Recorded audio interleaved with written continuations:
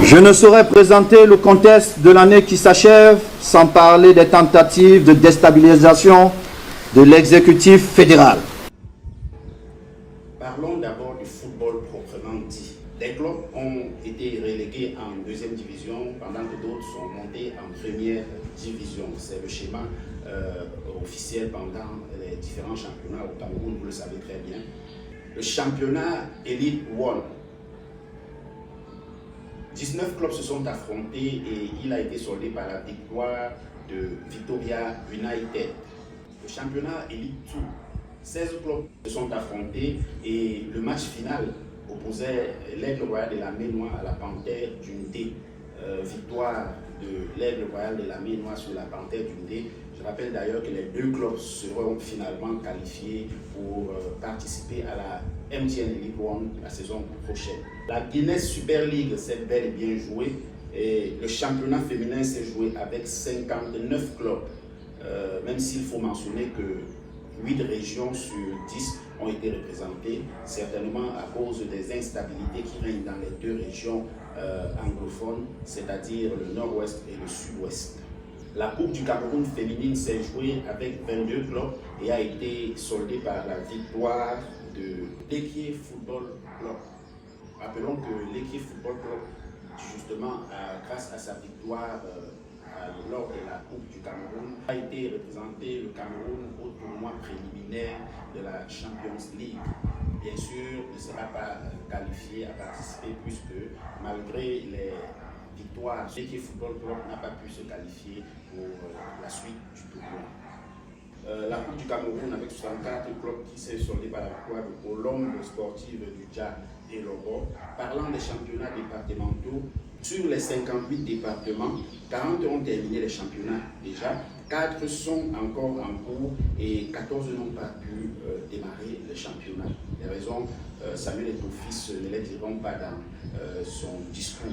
Pour les compétitions du football jeune, en U15 et en U17, il y a eu au total 284 équipes pour 443 matchs. C'est énorme, tout simplement, ce que la fédération a pu organiser. 443 matchs pour les U15 et les U17. Rappelons d'ailleurs que les U17 ont la Coupe du Monde qui approche et Samuel Eto'o-Fils a promis d'organiser un grand championnat sur le territoire afin de mobiliser l'équipe qui sera représentée au Cameroun à la Coupe du Monde. Pour ce qui est des footballs spécialisés, c'est le beach soccer et le football de salle. Le beach soccer a été organisé à Kribi et l'équipe de Kribi a remporté. Pour le futsal, tournoi des 18 équipes, dont 8 équipes féminines, s'est joué à Yaoundé et Bamenda remporte la coupe chez les hommes. Parlons des avancements des travaux et des projets de la Fédération camerounaise de football. On va commencer par les travaux de la construction du siège de l'Africafoot qui est depuis des années pendant et Samuel Eto'o finalement a pu ramener le montant du projet qui était à 3,5 milliards de francs CFA à, tenez-vous bien, 1,5 milliard de francs CFA. Nous saluons normalement cette capacité à négocier du chichi de Samuel Eto'o-Fils en disant un grand bravo au prestataire qui a été flexible lors des négociations. Et la livraison du siège est prévue pour le 5 août 2025, donc dans un an exactement. Pour la construction des 10 stades dont vous connaissez très bien, qui est pendant depuis un bon moment, Samuel Eto'o-Fils a mentionné les 2 stades pilotes qui ont déjà très bien avancé. Il s'agit du stade de Pousseri et du stade de Bamenda. Le stade de Pousseri est à 90% achevé et le stade de Bamenda à 87% achevé. Est-ce qu'il n'est pas important de mentionner quand même que ce travail est ahurissant? Est-ce qu'il n'est pas de mentionner, de se rappeler qu'il y a quelques années avant, les championnats ne se jouaient pas. Et Samuel Eto'o-Fils, depuis qu'il est arrivé, on a l'impression que les championnats respectent leur calendrier. Ça, c'est le premier point. Nous avons beaucoup de stades qui ont été réhabilités et beaucoup de clubs qui se déplaçaient toujours pour aller jouer dans le stade Amadou Ahidjo, à Bafoussam, à Racing Club, et n'avaient pas de stade. Nous avons remarqué également que depuis quelques temps, beaucoup de clubs jouent à domicile. Même si les stades ne sont pas équivalents, quand même, ça fait plaisir de jouer à domicile, de telle sorte que son public se déplace. Parce que c'est un avantage dans le football, c'est pas pour rien que même la Champions League, quand vous voyez, se joue à domicile et à l'extérieur, parce qu'on sait tous bien que l'avantage du domicile est souvent bien porteur. Certaines personnes diront probablement que Samuel Eto'o-Fils n'a pas fait grande chose, puisque juste décider que les clubs jouent chez eux sans aménager les stades d'abord, c'est un peu facile et ce n'est pas un tour à mettre dans l'actif du président de la Fédération camerounaise de football. Oui, mais est-ce que les prédécesseurs l'avaient fait? Est-ce que les prédécesseurs l'avaient fait? Non, je pense bien que non. Il faut bien remettre ce qui est à César à César. Samuel Eto'o-Fils a eu le courage de maintenir tous les clubs chez eux et de diminuer drastiquement les déplacements des clubs lors des compétitions. Parce qu'avant, on avait carrément les deux clubs qui se déplaçaient pour aller jouer dans une ville différente parce qu'aucun des clubs n'avait un stade. Alors, est-ce qu'il n'est pas quand même grand de comprendre et d'accepter que sur ce point, Samuel Eto'o-Fils est un peu démarqué des prédécesseurs? Le championnat féminin se joue très bien, et malgré les difficultés que vous allez rencontrer, tous les championnats dont la Fédération camerounaise de football organise, ils organisent en féminin et en masculin. Donc c'est très important de le mentionner parce que généralement quand on parle de football au Cameroun, beaucoup de personnes sont tentées à ne penser qu'au football masculin. Or, rappelez-vous que si on veut regarder en détail pour le moment, et Samuel Eto'o l'a d'ailleurs dit hier dans son discours, si on veut regarder l'équipe qu'il attend le plus dans les prochaines échéances avec un trophée au pays, c'est l'équipe féminine.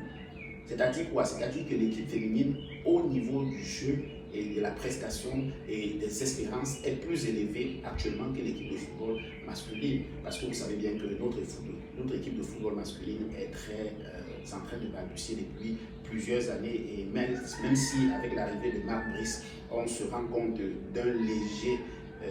légère évolution, et il ne faut pas se cacher le visage, nous n'avons pas encore le niveau de remporter une compétition majeure telle que la Coupe d'Afrique et la Coupe du Monde, bien sûr.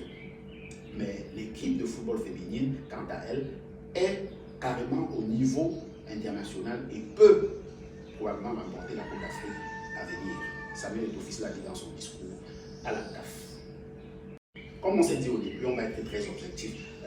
On a passé actuellement la revue sur le bilan de Samuel Eto'o-Fils au sein de la Fédération camerounaise de football cette année 2024. 2023-2024, et il ne faut pas également passer à côté du fait que ça n'a pas été un moment de joie, puisque comme jamais nous l'avons vu, le président Samuel Eto'o-Fils a été au cœur de plusieurs polémiques, c'est-à-dire surtout avec le nouveau coach Marc Brice qui est arrivé et qui n'a pas fait l'unanimité au sein de l'opinion publique camerounaise. Samuel Eto'o-Fils était braqué et se disait lésé dans le processus de sélection et de recrutement de M. Marc Brice. Il est intervenu à plusieurs, on a assisté à plusieurs différents challenges, plusieurs duels entre les deux qui ont failli même se finir par des coups de poing, parce que nous connaissons très bien Samuel Eto'o-Fils dans son sang chaud. Il peut facilement dégainer un coup de poing et voilà, il peut facilement dégainer un coup de poing et voilà, ça fait le scandale. Nous avons également la suspension de Samuel Eto'o-Fils pour 6 mois, je pense bien, qui ne participera à aucun match, qui n'a pas le droit d'entrer dans un stade lorsque les équipes du Cameroun jouent. Là, il a été sanctionné par la FIFA, c'est-à-dire c'est pour toute compétition confondue. Samuel Eto'o-Fils est d'ailleurs en train de purger sa peine, mais est-ce que vous pensez que c'était faire ce que la FIFA a fait? Parce que quand vous regardez le match en question, Samuel Eto'o-Fils apparemment revendiquait une situation très limite, puisque le défaut d'arbitrage était criard lors de ce match. Les filles d'abord d'ailleurs ont stoppé le match et ont décidé qu'elles ne devaient plus continuer tant que la vidéo n'était pas tant que ce n'était pas revu, et finalement à cause de cela Samuel Eto'o-Fils a été suspendu. Il n'a pas été suspendu pour avoir semé le trouble lors des recrutements du nouvel entraîneur, parce qu'on estime que c'est sa tâche à lui, le gouvernement s'initiait. Quand je dis on estime, c'est la fédération internationale. Samuel Eto'o-Fils, jusqu'ici, n'a pas encore été sanctionné pour quoi que ce soit. C'est le seul fait qui a soldé la sanction de Samuel Eto'o-Fils. Donc, disons-nous que comme tout homme, Samuel Eto'o-Fils a ses manquements et nous le connaissons très impulsif, très impulsif. Est-ce que ce n'est pas un caractère qu'il aurait fallu pour arriver à la FECAFOOT et déterrer tout le système qui était déjà mis en place?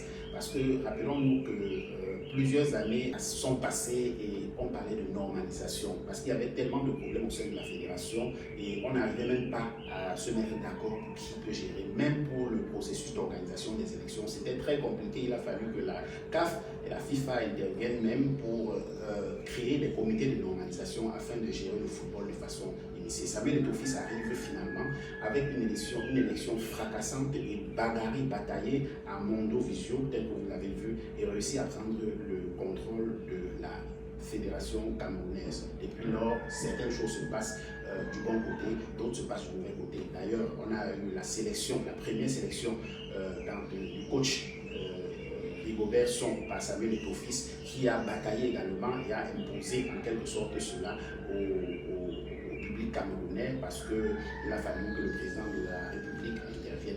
Est-ce que c'était une bonne chose parce qu'on a le bilan très négatif et vraiment mitigé de Rigobert Song Bahana, même si certains pensent que l'équipe revenait de très loin et quiconque n'aurait pas fait mieux. Rigobert Song a quand même réussi à mobiliser certaines personnes, a réussi à gérer certains problèmes, certaines crises qui étaient rencontrées dans la tanière, c'est-à-dire par exemple l'ambiance autour des joueurs, même s'il restait certains clans qui prétendaient que Rigobert Song était un peu partial.